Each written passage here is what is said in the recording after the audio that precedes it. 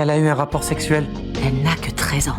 Donc même si elle était consentante, il y a atteinte sexuelle sur mineur. Une ado de 13 ans va à l'hôpital pour un examen de l'utérus. Le médecin découvre qu'elle a une mole idatiforme invasive. Ça vient d'une anomalie de développement de l'ovule fécondé. Mais le plus choquant dans tout ça, c'est que sa mère était déjà au courant de la situation. Et elle a même déjà rencontré le petit copain de sa fille. Pour elle, c'est mieux d'en parler ouvertement plutôt que d'interdire. Et de discuter de rapports protégés et de contraception pour que tout se passe au mieux. Sauf que Hélène, elle, est pas du tout d'accord avec ça. Elle pense qu'il faut absolument signaler ça à la protection de l'enfance. Mais Sean trouve que les deux étaient d'accord. C'est difficile de dire qui a tort ou raison. Avant l'opération, la tension de la fille explose d'un coup. Elle montre les premiers signes d'un AVC. Heureusement, Sean réussit à stabiliser sa tension. Mais un autre problème survient pendant l'opération. La mole invasive a tellement aminci la paroi de l'utérus qu'il y a une perforation utérine. Heureusement que Sean s'en rend compte tout de suite. Sinon, son pronostic vital était engagé. Sean lui conseille alors de ne plus avoir de rapport pendant au moins 6 mois après l'opération. Sinon, ce serait vraiment hyper dangereux pour elle. Hélène espère que ça servira de leçon à la mère et qu'elle comprendra que des rapports sexuels trop précoces ajoutent des risques inutiles pour la santé des jeunes filles. Elle espère qu'elle aura une vraie discussion là-dessus avec sa fille et son petit copain, mais la mère pense plutôt qu'il faut d'abord laisser la petite se reposer et récupérer